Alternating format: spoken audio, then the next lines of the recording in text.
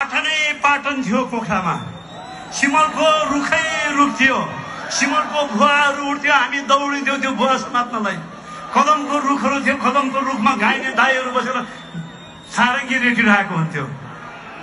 अनि चौताराहरू थुप्रै थियो चौतारामा बटुवाहरू बागलुङ जानलाई सिक्लेस जानलाई घाँद्रुक जानलाई पर्वत जानलाई लमजुङ जानलाई तनहुँ जानलाई मान्छेहरू यहाँ बसिरहेको स्याङ्जा जानलाई गयो मान्छेहरू हुन्थे बटुवाहरू भेटिन्थ्यो अनि यही फेवातालमा पौडेको ज्यान हो